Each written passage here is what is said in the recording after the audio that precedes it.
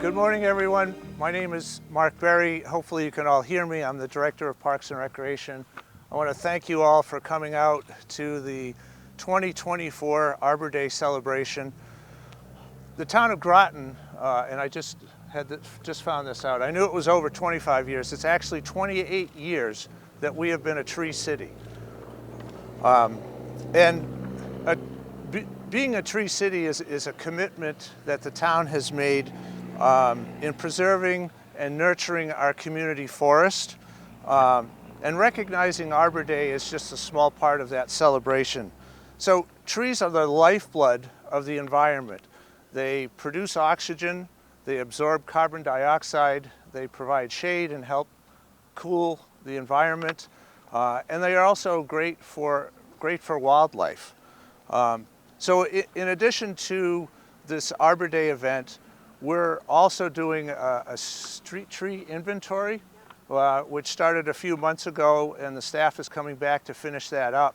The information that we have from the street tree inventory, we'll be able to identify areas in the community where there's a lack of trees, and also identify where there are too many of the same species of trees. And we've seen what can happen when there's too many of a similar species.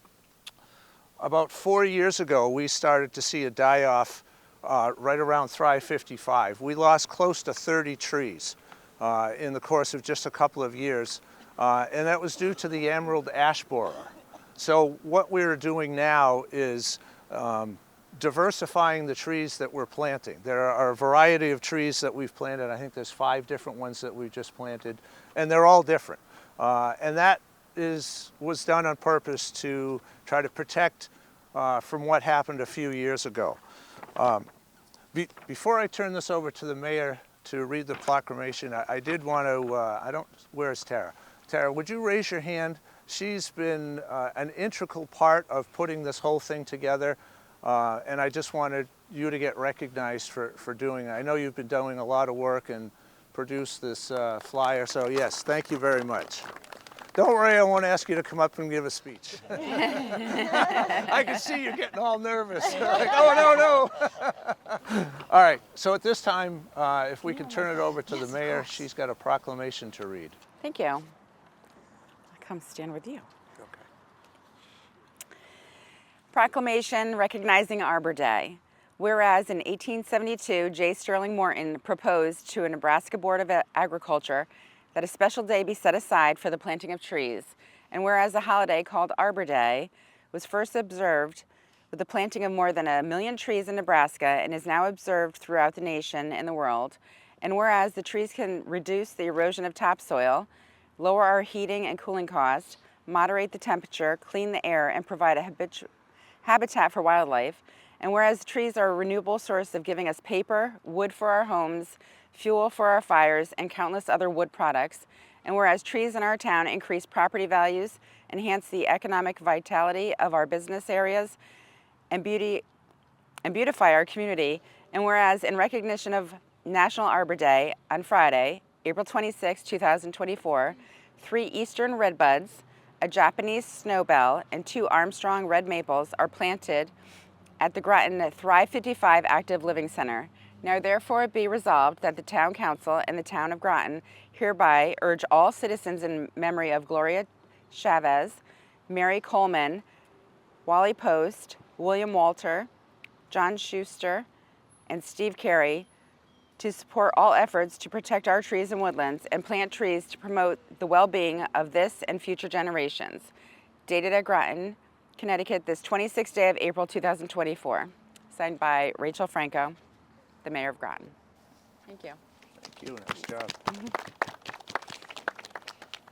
All right, at this time we're going to have Beth Bernard come up. She is the Outreach Forester from DEEP.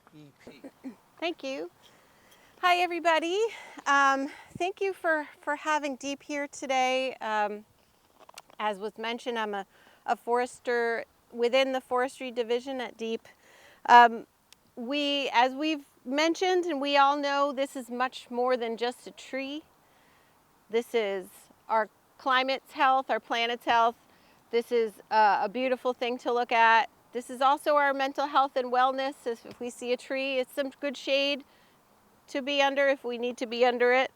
And so I just want to thank you all for being here. I want to thank Groton for being here as well. At the state level, we have a lot of goals to care for, maintain, and increase the number of community and urban trees in our state. And we would not be able to achieve these goals without local places such as Groton, who take such a great leadership in caring for, increasing the amount of, and maintaining the trees in your city. So just thank you for that. I just want to mention that Groton is one of only 19 other cities in the state that has a tree city designation. So you're pretty special. I said that before and I got an I know back, right? And I agree. To have a tree city designation, it's not easy work. You have to have money in your budget to both care for, maintain, and add trees to your city.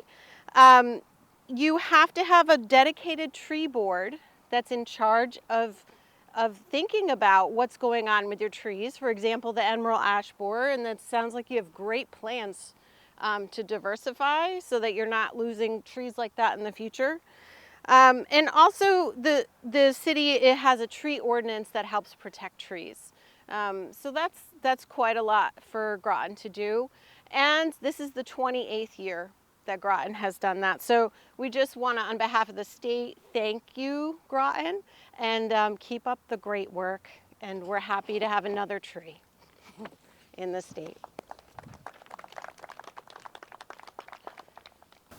All right, Cindy Olson. Oh, there you are.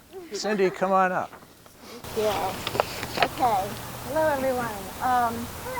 So I'm sitting for Kathy. Hi, Cass. She lost her voice this week, so stay healthy, friends. Okay, so I am going to be giving out the proclamations to the families. I'm going to try and do this without crying. Okay, so William Walter and John Schuster their families asked to have these trees done in their memory, and we are very thankful to them. We thank you both for doing this. We appreciate it, and we love having you guys try. And here you are. Come on up.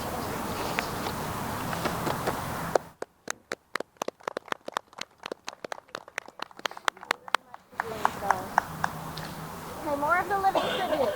Okay, so next one, and I don't see the family here. Gloria Chavez. I got to know Gloria Chavez probably the best when we went to Fields of Fire. And after she had gotten her knee replacement the year before, she was up on the ropes climbing course with me at 80 years old, going for it. So she has the most beautiful smile. Her family still helps out. You see them a lot at the community meals sometimes. But she did a lot here, and we're going to miss her.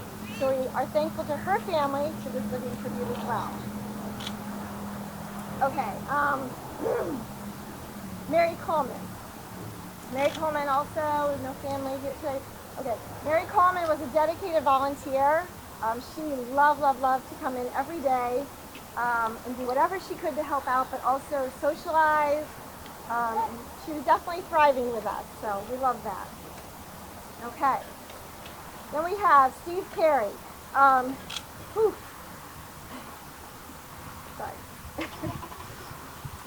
Steve Carey worked for us.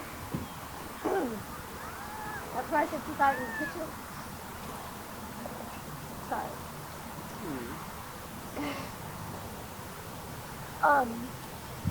His family has dedicated a tree on his behalf in his memory, and we will miss him very much. Because not for the last one. Wally Post. Wally Post was a longtime volunteer with Ride 55. You do this. I know, you want to do this one? Well, no, you do it, because you work with them. You don't want to see a grown man cry. Wally Post was not only dedicated, but he was a heart and soul of our tech center. We miss him every day. And his family also was very generous and also did a living tribute tree for him. So Bonnie, if you want to come on up. Thank you. Yeah.